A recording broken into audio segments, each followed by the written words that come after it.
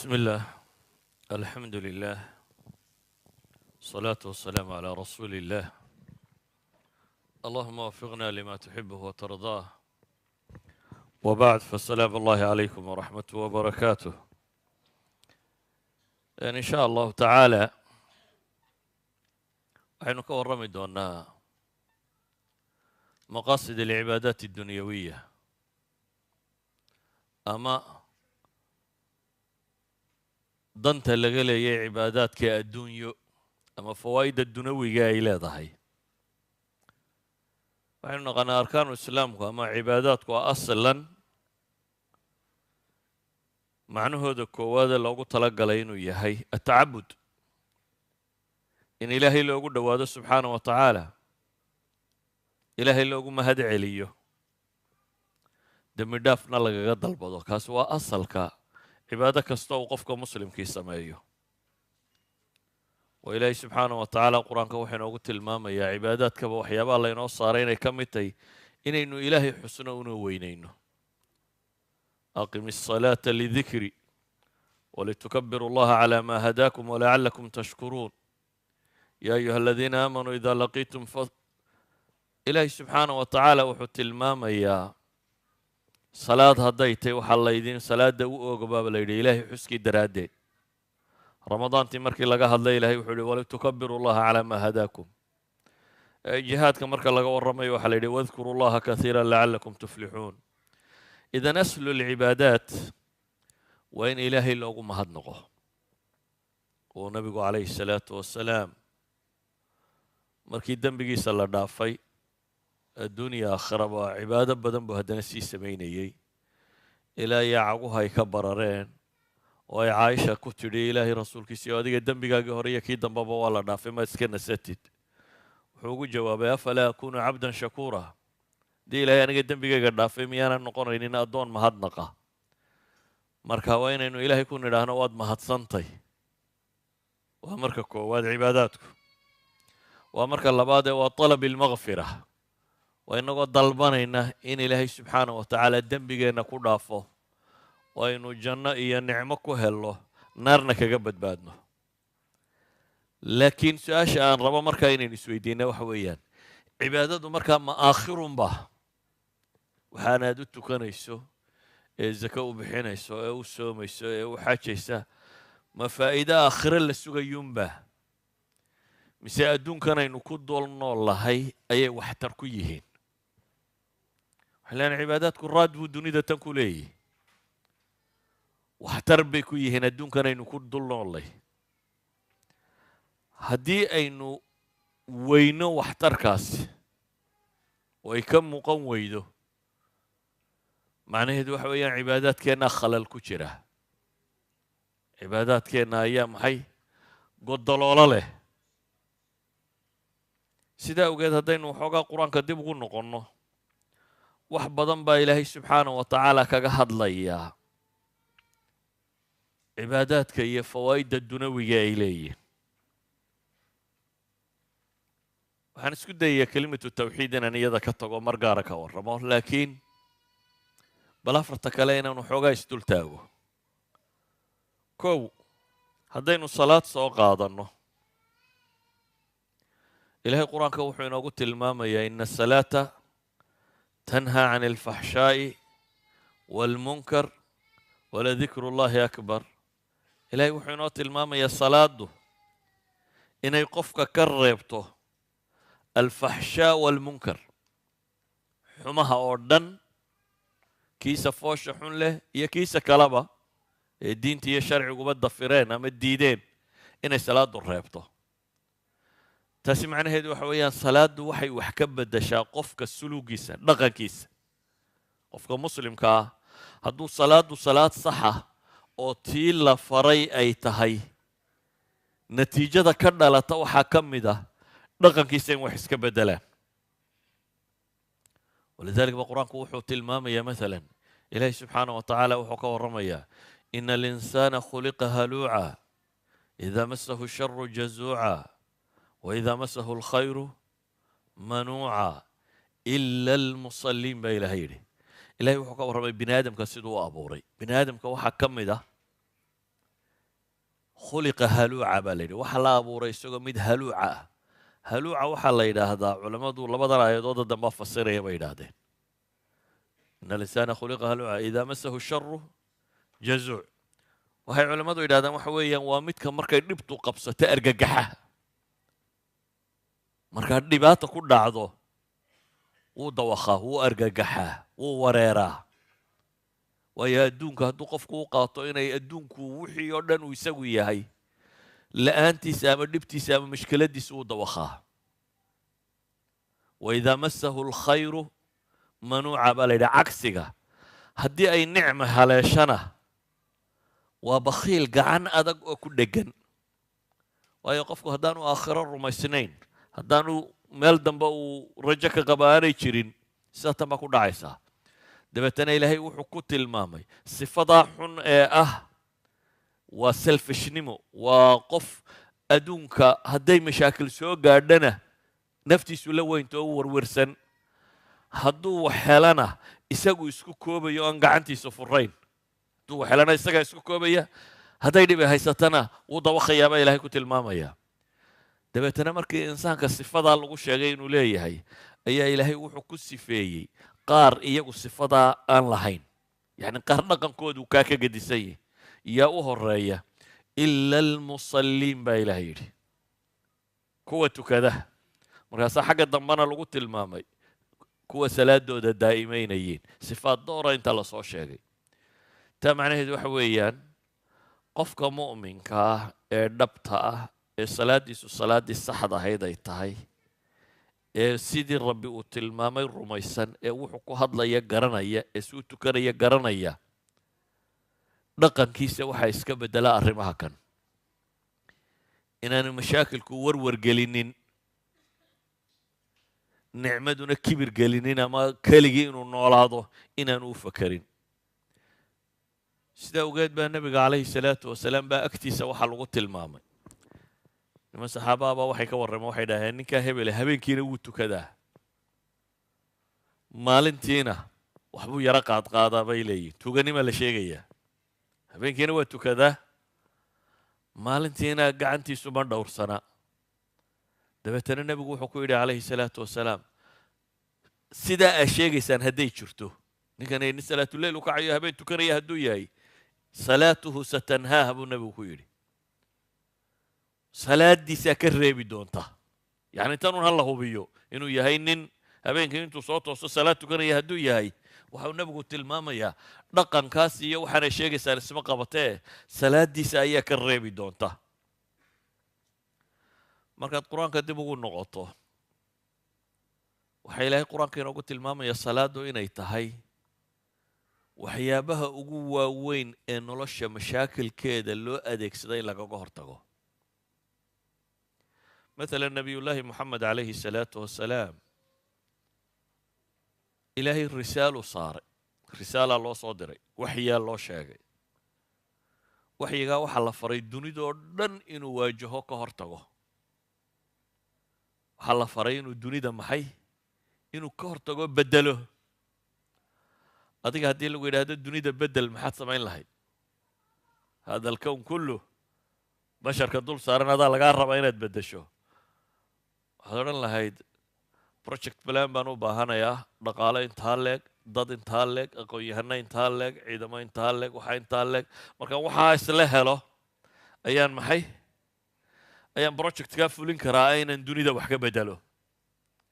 laakiin nabiyullaahi moxamed ilaahay wuxuu u tilmaamay warkaa culusna waan kuu sheegayaa waxaad adeegsanaysaana waa kan maxaa lagu yidhi yaa ayuha almuzammilu qum illeyla ilaa qaliila نصفه أو انقص منه قليلا أو زد عليه ورتل القرآن ترتيلا إنا سنلقي عليك قولا ثقيلا إن ناشئة الليل هي أشد وطئا وأقوى مقيلا إلهي وحكولي وركان استوضوب يو كان اسدد يو كعب الليل هبينك انتي سبضان كعوتكو نص قارسية ما وحير كيريه ama ka badi laakiin wakhti badan tuka baa la leeyahy maxaa wakhti badan inuu tukado loo faray ilaahay wuxuu leeyahay innaa sanulqii calayka qawlan thaqiila war culus baanu ku faraynaa warka culusa la faraya waa waxyiga kan waa qur-aankaa ku soo degaya qur-aankaa qaad baa la leeyahay oo dadka oo dhan ka hortag muctaqadkooda iyo siyaasadooda iyo dhaqankooda iyo dhaqaalahooda iyo say u fikerayaanba dunida bedel adaa lagu soo diray inaad dunida beddesho laakiin waxaa looga dhigay zaad markaa waxaa sahay looga dhigay project plankiisaasi wuxuu ku fulin lahaa waxaa looga dhigay inuu rabbigii ku xidhmo oo badiyo xidhnaantu alle ku xidhan yahay habeenkii in badan ka cotuka baa la yidhi yacni goormay aayaddani soo degtay waxay culamada qaar ku tilmaamaan inay tahay suuraddii saddexaad ee qur-aanka soo degtaa yani waxaa ka horreeyey baa la leeyahay iqra bismi rabbik iyo yaa ayuha almudathiru dhowrka aayadooda ugu horreeya kadibna aayaadkan baa soo degay bay culamadu qabaan waxaa la isku waafaqsan yahay saddexdaas suuradood iyo suuratu nuun qaybteeda hore afartaa qaybood inay yihiin afartii qaybood ee ugu horreeyey qur-aanka soo degay nebi maxamed ku soo dega calayhi salaatu wasalaam idan nebigu wakti loo tilmaamayo inuu dunidoo dhan ka hor tago la leeyahay qowl culus baa laguu dhiibay ayaa waxaa la farayaa waxaasoo dhan waxaad u adeegsanaysaa kaga baxaysaa xidhiidhkaad alla leedun inuu xoogoobo oo ah salaad badan inaad tukato yacni dadku waxay moodaan salaadda in salaadan shanta ah weeyaan tii micraajka la waajibiyey laakiin salaaddu markii islaamku yimiba waa joogtaa waa waxyaabii ugu horreeya soo dega laakiin shantan wakhtiya la tukanayo ayaa waxaa la waajib yeelay maxay leylat almicraajka sidaa awgeed waxaynu arkaynaa inay tahay mashaakilka bini aadamka ka hor yimaadee culays kasta leh waxa loo adeegsaday lagaga baxaa inuu salaadu ka mid tahay walidalik baa ilahay qur-aanka wuxuu ku tilmaamayaa nabiga calayhi salaatu wasalaam dhowrkii sannadood ee ugu horreeyey diinta wuxuu u sheegayay hoos hoos dadka qofkii caqli leh ciddii uu filaya inay wax qaban karayso dad buu gaar ula hadhadlayay mar dambe ilaahay qur-aanku soo dejiyey la leeyay fasdac bima tu'mar واعرض عن المشركين إنا كفيناك المستهزئين الذين يدعون مع الله إلها آخر فسوف يعلمون إلهي وحكو يدي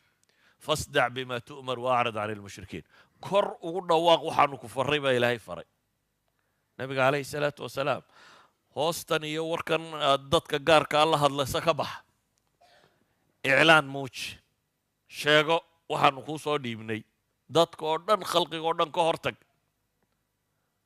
dabeetana waa ku cuslaatay gaaladii iyo dadkii way ka hor yimaadeen wixii rumeeye waa la ciqaabo la cadaabay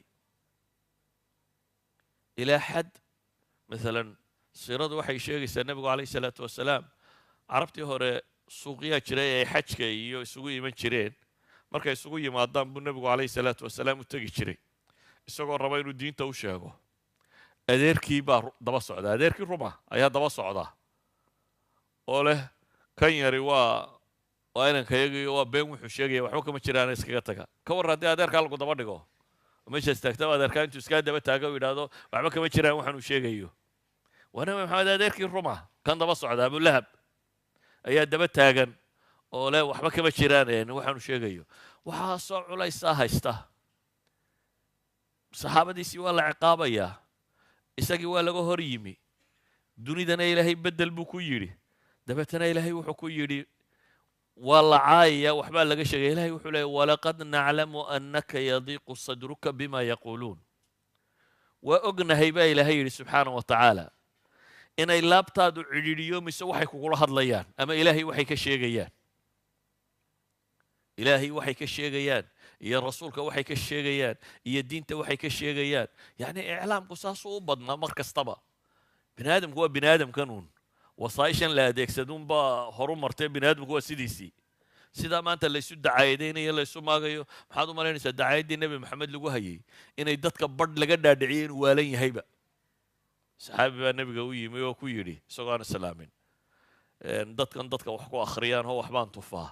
adna waxaan maqlay waxoogaa inay kaasi yihiin dee maxay kula tahay buu yidhi haddaan wax kugu akhriyo yacni waa nin isla ninkan ugu waalan yahay dawe oo u socda inuu wax ku akhriyo. dacaayaddu xadkaasay gaadhay in la yidhaahdo waa majnuun iyo ilaahay qur-aanka muxuu ku tilmaamaya yaa ayuha aladii nuzila calayhi dikru innaka lamajnuunun bay lahaayeen. war kan le waxyaa laygu soo dejiyow war wad waalantay bay yidhahdeen, waxbaa kuu dhinmay, idina uu kuma waxyoonin, waxna maad arage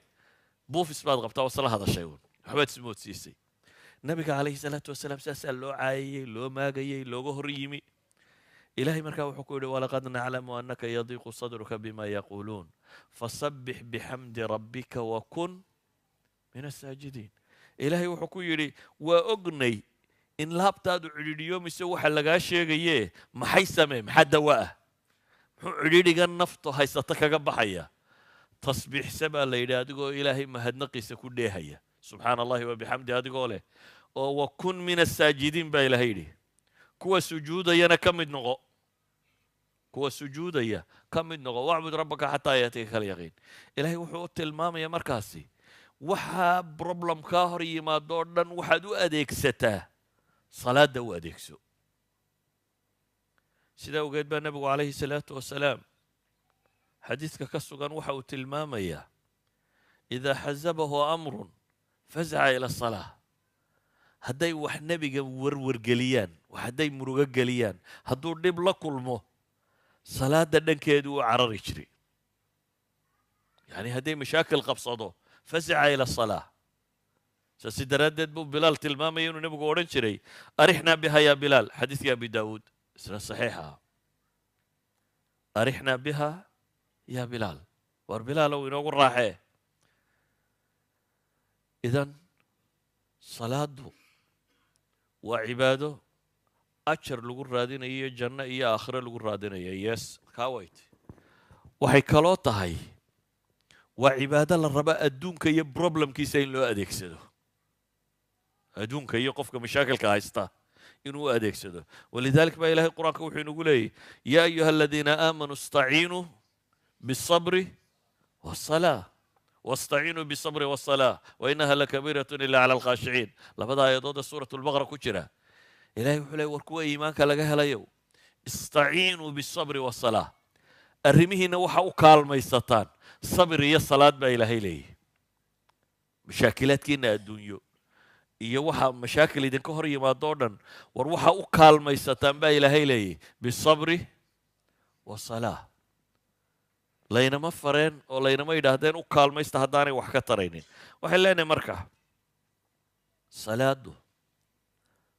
dhaqanka qofka waxbay ka beddeshaa,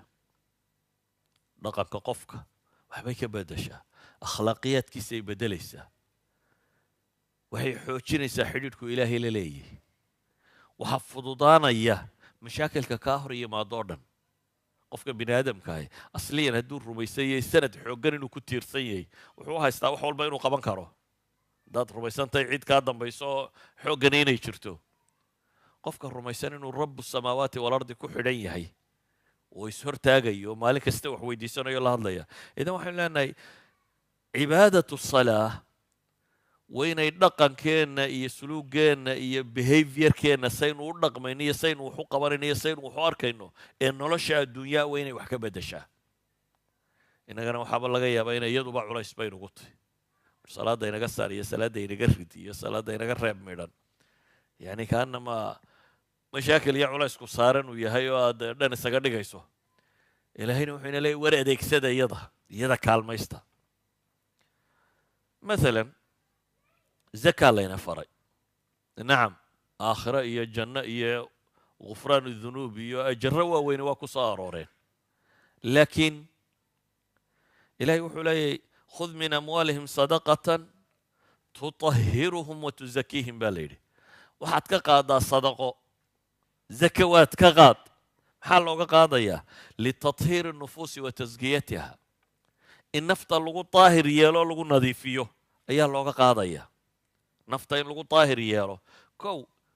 in naftaada aad ka daahir yeesho bakhaylnimada iyo shaxiixnimada iyo keli noolaanshiyaha iyo selfishnimada iyo anaaninimada, waxaas oo dhan inaad ka daahir yeesho. maxay? wax kastoo xumaa ah. waxay kaloo tahay oo nebigu leeyahy calayhi salaatu wasalaam tu'khad min aghniyaa'ihim وترد إلى فقرائهم waxaa laga qaadaa buu nebigu yidhi dadkooda wax haysta oo waxaa loo celiyaa maxay dadkooda aan waxba haysanin macnaheedu waa maxay waa in bulshada muslimka ay hesho waxaa loo yaqaano atakaaful alijtimaaci isku filaanshiyo waa inaan bulshada qof baahani ku jirin innagu sidan aynu u isticmaaleen midhayntan iyo waxa kani waynu sii macno tirray laakiin zakadu waxay ahayd institution dhan oo islaamiya oo si gaara wax looga qaado waxaa laga yaabaa inaad tidhahdo zakadu miyay ku filantay waxay yidhaahdaan usuulu zakaat sida loo qaado iyo midbaa wuxuu isbarbar dhigay iyo cashuurta waddanka maraykan u qaado haddii nidaamka zakada loo qaado buu leeyahay cashuurtana loo qaado cashuurtu waxay noqonaysaa buu leeyahay 3% haddii nidaamka zakada loo qaado zakaduna waa imisa 2.5% weeyaan almost dalka maraykan haddii zaka laga qaado wuxuu ku dhow yahay cashuurta laga qaado laakiin waxaa kala gedisan labada system oo cashuuruhu inta badan wax mahaysatada laga qaadaa wax haysatadana lagama qaado soo saa ma ogadin cashuurtu masaakiintiina kani maxaa bixisaan 40% 30% 35% waxaasaa dadkan xoogsatadii bixiyaan dadka wax haystaana maxay bixiyaan waxay bixiyaan 10 bilyan buu haystaa waxaa la leeyahay inkamkaaga sanadkani muxuu ahaa 2 milyan 2 milyan baa cashuurta laga qaadaya 10kan laga qaadi maayo 10kaa marka lagu sii darana sanadka dambe 2diina laga qaadi maayo cashuur kan baa laga qaada waxa mar la cashuuro mar dambe lama cashuuro laakiin zakada see loo qaadaa dee 10ka iyo 2da kuu soo kordhayba isku daro intoo dhan baa 2.5 laga qaadaya marka imka systemka dunidu uu cashuuraha u qaadiyo waxa kane inta badan wax haysatada waxaa laga yaabaa kamberiga ugu weyn in la yidhaha intaana investment buu geliyay intaana saas u yeelay intaana cashuurtiisu volfa laga yaabaa cashuurteedu inay 0 noqoto miskiinkaaga kana waa 30% ama waa 35 yani systemka loo dhigay waa system ninka wax haystaa dee dejiya qaanuunka ilaa idinkuma dejisaane masaakiintana waa la raraa shareecadu qaabkay u taallaa waxa weeyaan zakawaadku although ay yihiin 2.5% laakiin waa 2.5% usuushaadoo dhan laga qaado xoolahaad haysatoo dhan inta la isku daro ayaa 2.5% laga qaadaa haddii sideeda loo qaado oo systemkii loogu talagalay loo bixiyo dadka qof faqriya laga dhexeli maayo malaa dadku tusaalahay wax ku gartaan idiin soo qaban maayo tusaalo qarnigii koowaad ama labaad ama saddexaad waayo waxaa odhanaysa berigaa dadkaa yaraa iyo berigaa aan hadda idiin soo qabto tusaale ah oo weliba dadka soomaaliyeed ah nin dhakhtaroo soomaaliyeed ayaa tolkii u tegey dabeetana wuxuu yidhi waxaan rabaa reerka inaan qof faqiir aan u yeelanin waxaan rabaa buu leeyahy reerka inaan qaadno zakada ururino dabeetana aan bixinno reerkii badh waa aqbaleen badhna waxay yidhahdeen war mala waxaan suurtagal maha qaybtii aqbashay odayadoodii buu saaray calaa kulli xaal zakadii buu ka ururiyey dabeetana wuxuu yidhi waxay soo qortaan reerka wixii faqiir oo dhan wixii faqiirka ahay oo dhan baa liiskoodii la keenay sanadkii koowaad qayb buu siiyey lacagtii waxaanu yidhi sanadka dambe waa inaad zaka bixis gaadhaan ma aha 10 shilin maaha waa ninku xoolo uu dhaqan karo sanadka dambe zaka isna uu bixin karo muddo yar markuu waday qabiilkoodii oo dhan ma jiro qof zaka qaataa waxay noqotay zakada reerku intuu ururiyeen reeraha kale la siiyo waayo reerkoodii waa wuxuu gaadhay maxay xadul kifaaya buu gaadhay qof zaka u baahanay kuma jiro maaha tusaale aan ka keenayno qarnigii labaad iyo koowaad iyo waa hadda iyo soomaaliyadaa baabaasanay caynkaa weegaa taqaaniin ayuu wuxuu ka dhigay reerkoodu inaanu noqonin dad zaka wada bixiya inay noqdaan oo qof aan zaka bixiniba inaanu reerka ku jiri karin idan waxaan leenahay zakadu dhan waa cibaado ilaahay loogu dhowaanayo dhanna waa takaaful ijtimaaciya waa qaab loogu talagalay bulshada in faqriga lagaga saaro waa xoolo laga qaadayo dadka wax haysta oo la siinayo maxay dadka aan waxba haysanin la siinayo waxaan leenahay markaa nolosha raad bay ku leedahay waxaan leenahay marka soon la tago inaynu zakada nidhi ilaahay wuxuu leeyay kay laa takuuna si aanay xooluhu u noqonin kay laa yakuuna duula bayna alaghniyaa inta waxaysato qudhun inay xooluhu ku dhex warwareegina in dadka kalena la gaadhsiiyo soonku dhaqanka qofka waxbuu ka beddelaa caafimaadkiisa waxbuu ka beddelaa dee caafimaadka kollay badda idinku reer suudhan baa tiina waa inay idinku ugu aqoon badan tihin soo maaha nobel pricekii 2016 ee medicinka iyo human anatomiga maxaa lagu qaata 2016kii soom baa lagu qaata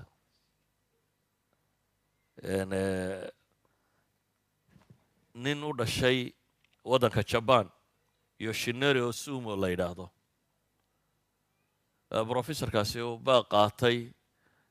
nobel pricekii medicinka waxaanu ku qaatay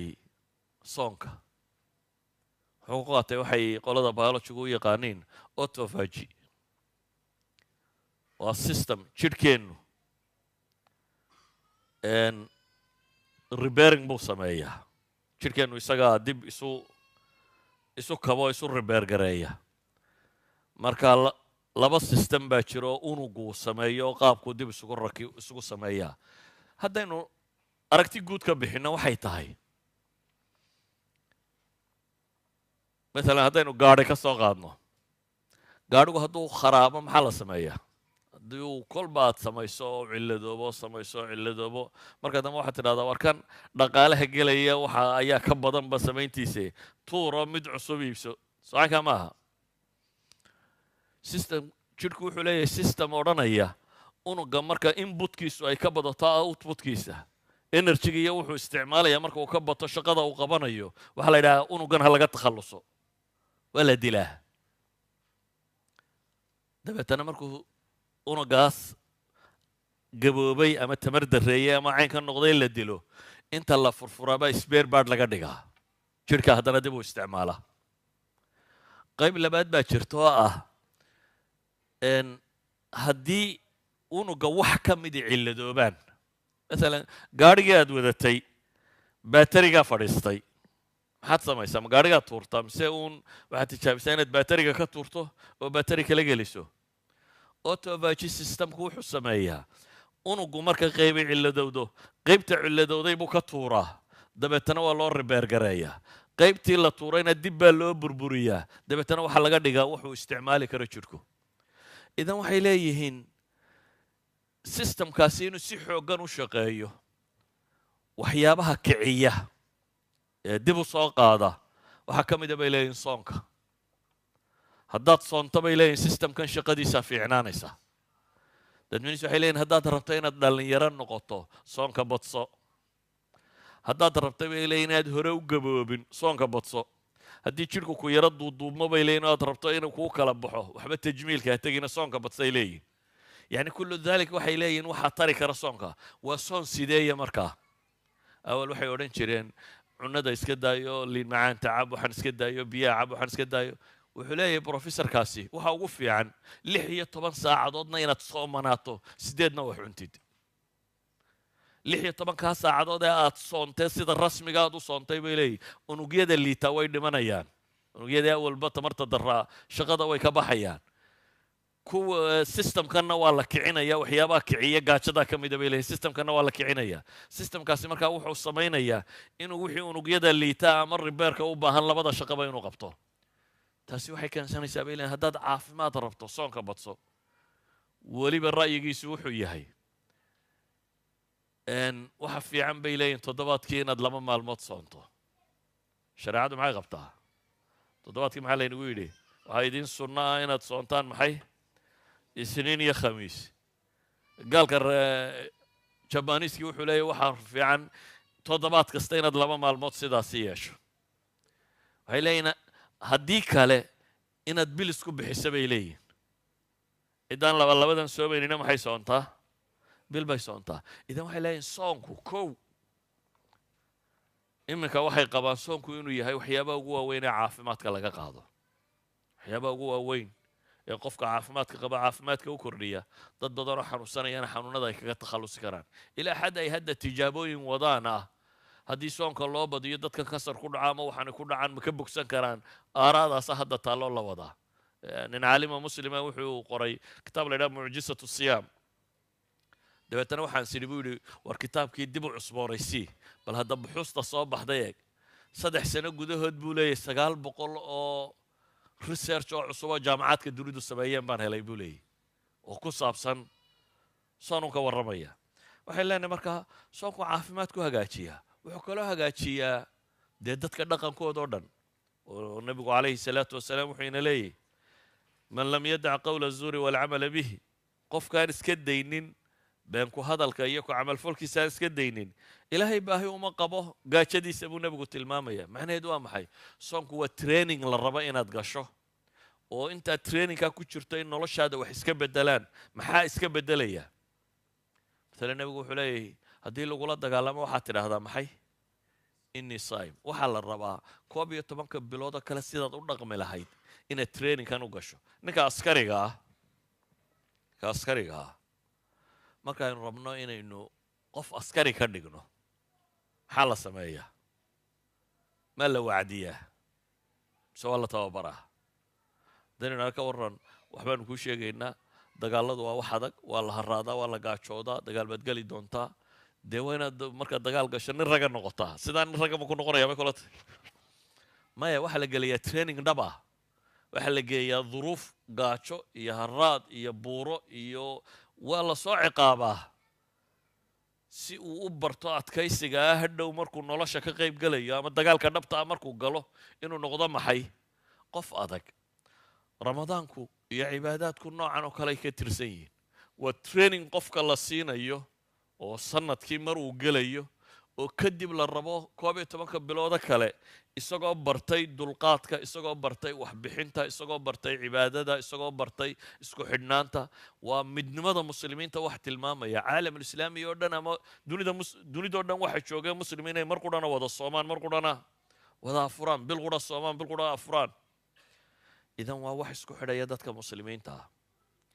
waxaan leenahay waxaa layna faray oo maalan arkaanteenna ka mid ah maxay xajka ilaahay wuxuu yidhi liyashhaduu manaafica lahum markii nebi ibraahim la yidhi dadka ugu yeedh ugu baaq waadin binnaasi markii la yidhi dadka ugu yeedh xajka waxaa la tilmaamay inay iman doonaan iyagoo mid bog laalan iyo mid kaleba fuushan iyo mid lugaynayaba maxaa loo imanaya xajka koowaad markaynu ka nimaadno jaanibkii cibaadada ah waxaa la yidhi liyashhaduu manaafica lahum inay soo xaadiraan manfaca maxaa ka mid ah mid dhaqaalaa ka mida mid siyaasadeed baa ka mida mid akhlaaqiyeed baa ka mida mid wax kastoo ay noloshu leedahay xajku wuu koobaa kow waa meel loogu talagalay in caalamul islaami oo dham isugu yimaadaan xajku waa cibaadaadka la ogol yahay in tijaaradana la sameeyo oo fi suurati albaqara waa ka ilaahay ku tilmaamaya falaa junaha calaykum lagu tilmaamayo idan wuxuu noqon lahaa xajku haddii sidii loogu talagalay loo isticmaalo meel dadka muslimiinta dunida ku nool oo dhammi macrad ay dhaqaalahooda kusoo bandhigaan macrad la isugu yimaado caalamul islaami waa la kala googooyey iniba dhan bay ujeedaa iniba dowlado macaaradooda waxay ku xidhan tahay reer galbeedka iyo waddanno kale laakiin xajku waxaa loogu talagalay inuu noqdo meel dunida oo dhan waxa muslim joogaan hantida ay kusoo bandhigi karaan cid waliba waxay soo saarto cid waliba symposium la isugu yimaado oo macrada oo cid waliba ay keento maxay dhaqaalahay wadatoo dhan xajku waa meel loogu talagalay ummadda muslimka madaxdeedu inay ku jirto isugu timaado oo ahdigii saxaabada iyo cumar wilaayaadka islaamiga dadka haysta oo dhan buu odhan jiray kaalaya shucuubta muslimiinta oo dhanna kaalaya wixii cabanaya halkaasi ugu garraqi jiray wixii bolosiya la isfaraya dunida waa shir caalamiya oo isugu imanayaan qaadat ilumma xajkuba iyo culammadii hore waxay u haysteen inuu yahay meel la isugu yimaadaan alculamaa culammada muslimiinta ee dunida ku kala nool ee ninba fanni ku takhasusay ama aqoon dheeraada u leeyay xajkaa la beegsan jiray inaad sheekh hebel kula kunto oo markaa ciddii fanni gaara lagu tuhmaya ay dhigto wakhtiga xajka la joogo oo ay culamada kale intay isugu yimaadaan haddaad kutubulxadiid akhrida makaan akhrido waxaad arki un iyadoo taraajumta uu leeyahay dabeetana wuu xaj tegey halkaas wuxuu kula kulmay sheekh hebel iyo sheekh hebel iyo sheekh hebel iyo sheekh hebel oo waxaa kaga soo qaatay ama waxaa ka soo bartay xajku waa meel ay isugu yimaadaan aqoon-yahanka muslimku way aqoontooda guud ahaan ay isku weydaarsadaan ama ku wada hadlaan waxay leenahay xajku waa meel ay shucuubtu ku bractikarayso dhaqanka islaamiga caadiga ah halkan marka ay joogno nin waliba guri gaara buu iska leeyay xataa hadday carruur iyo reer kula joogaan markaad qolkaaga gasho odaygiibaa hurdaa la yidhaahdaa wada aamusa xajku waa nololtaa ka gedisan meel baa isugu imanaysaan bannaan baa dadkao dhammi seexanaya mid jirraqsanaya iyo mid salalaya iyo mid khuurinaya iyo bannaankaasaa dadkao dhammi wada hurdaa waa meel ay midnimada iyo sinaantu ka muuqato laba maro isku noocaa dadkao dhammi sitaa dharka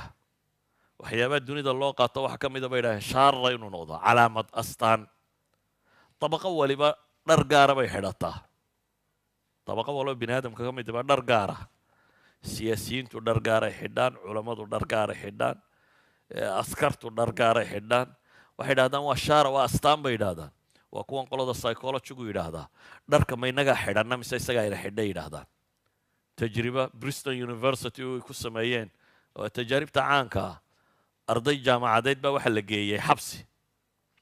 dabeetana waxa la yidhi waxa la rabaa qaybina inay maxaabis noqoto qaybina askari jeel noqoto waxaa la rabaa bal psychologiyada bini aadamka waxa iska beddelaya in la daraaseeyo qaybna maxaabis baa laga dhigay qaybna askari jeel baa laga dhigay waxaa loogu talagalay inay tajribadu socoto 14 maalmood laakiin dhowr casho markay socotayba waa la joojiyey waayo wax hayru caadiya ka soo baxay waxay yidhahdeen behaviorkii ardaduba wuu isbedelay markii horena volunteer bay ku galeen walidaalika ba waxay yidhahdaan dadku war dharka ma inagaa xidhanna mise isagaa ina xidhaa si kale aan kuu tilmaamo haddaad iminka khamiis iyo cumaamad xidhato oo suuqa martid waxaad is odhanaysaa kubad ma cayaaraysaa waxaad is odhanaysaa war nin weyn baatee dadku kula yaabin sidii waayeelka u soco haddaad se adigoo garan yaroo gacmo gaaba sita iyo surwaal labada low jooga hadday kubadda kuu soo laadaan inaad gashaabay u badantay waayo waxaad soo aragtaa inaad tahay yani qofku wuxuu matalaa had iyo goor waxa uu rabo inuu actionka uu rabo inuu qaato dharku waxay yidhaahdaan markaasi waa astaan tilmaamaysa waxa gudahaaga ku jira waxa gudahaaga ku jira ayuu korkaaguna u eg yahay saa daraaddeed baa waxaa la yidhi xajka markaad tagtaan dhar isku wada nooc aan dawaarba lahayn qaata dee dabaqada maalqabeennada iyo dabaqada siyaasiyiinta ee dhar gaaray xidhan jireen soo maaha kuwa masaakiinta waxaa la yidhi isku darsama dhammaantiin halkan waxaa lagu barayaa dadka muslimiinta inay siman yihiin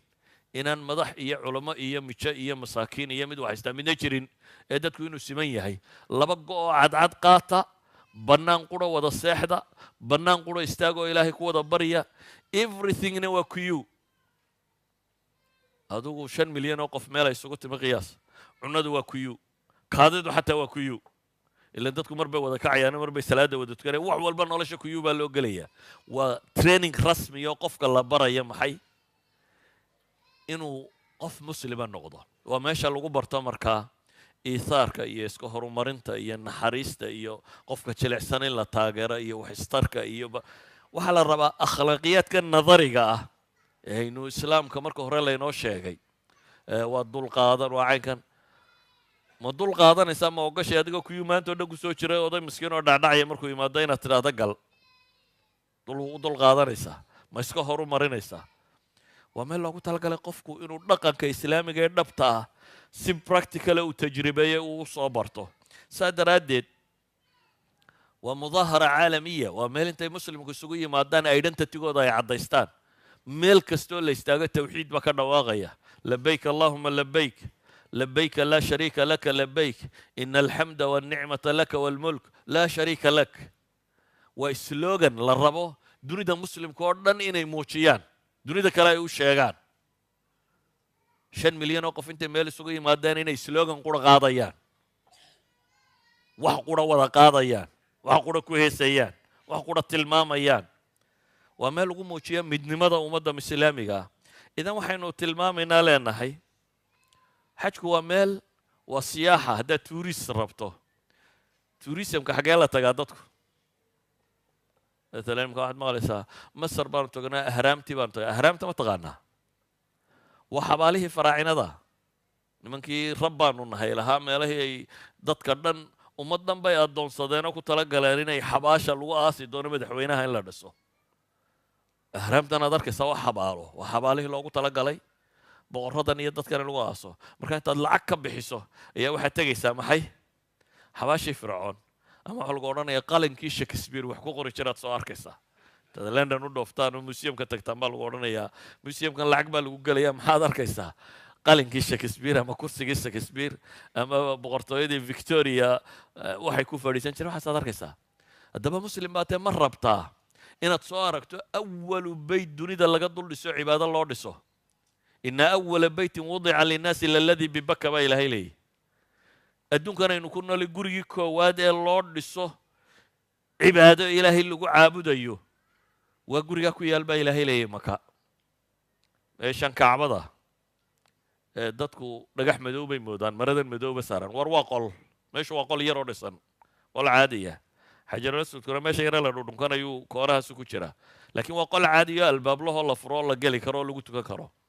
saa daraaddeed baa ilaahay wuxuu leeyahy awalu beytin wudica linnaas ma rabtaa gurigii koowaad ee dunida laga dul dhiso ee ilaahay lagu caabudayo waa kaa مثلا النبي عليه الصلاة والسلام وحو تلمامي مسجد خيف halka dhagax tuurka masaajidka dhinaciisa ku yaala 7 nabi baa maray buu nabigu leeyahay 7 nabi meel 7 nabi ku tukatay ama martay ma rabtaa inaad aragto ma rabtaa dhulkii nabi maxamed mari jiray calayhi salaatu wasalaam ama cumar iyo abubakar iyo saxaabada ay mari jireen ama waxaad culamo maqashay shaafici iyo maalik iyo ragga ahaa dhulkay mari jireen ma rabtaa inaad soo aragto ma rabtaa taariikhdii islaamiga ahayd inaad dib u daraasayso waa siyaaxa waa tourist qofka muslimkii meel uu tourist tago waa meesha ugu fiican oo taariikh dhan oo islaamiya oo uu dib u soo daraasaynayo waa meel ay isugu yimaadaan baa leeyahay rijaalul acmaal maalqabeennada iyo dadka projectska watay wax kala iibsanaya idan waxaan leenahay cibaadaadka markaynu sidaa u eegno intaynan gaadhin aakhiro iyo aakhiro maxaa lagu helayaa intaynan tegin aakhiro ilaahay wuxuu inoo ballan qaaday in janno lagu helo naarna lagaga baxsado waana shayga ugu muhiimsan aynu raadinayno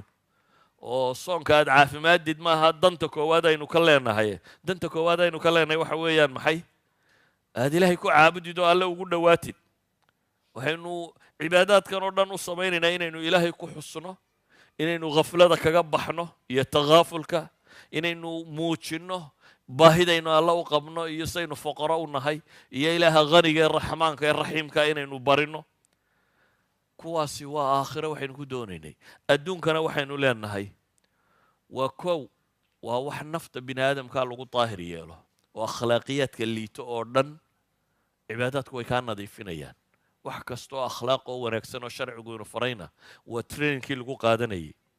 cibaadaadku waxay muujinayaan waxdati lumma midnimada ummadda مثلا صلاة حافظ وليبا مساجد كذا كنت كذا لكن وحلا يدي جمعة يسوق على يوم حي مال قرأ كودة كذا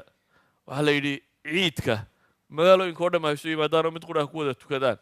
وحلا يدي حج كه سنة كي مرة الله يسوي ذي ما دام مال قرأ الله يسوي ذي ما دو ومدني ما وح موتشنا يا حج كمرة تكتو وحي الدنيا ده أفلاق جهد اللي شريبة ضدكو هاد لا يشوجه وحي ميدا بني آدم لها بضد لما يشوجه siday bini aadam u ekaayo dhan mid indha yaryar iyo mid indha burbuuran mid tima adag iyo mid tima madow iyo mid tima cad mid cad iyo mid madow nooc waliba waa taagan yihiin waa wax muujinaya midnimada dadka muslimiinta ah idan cibaadaadku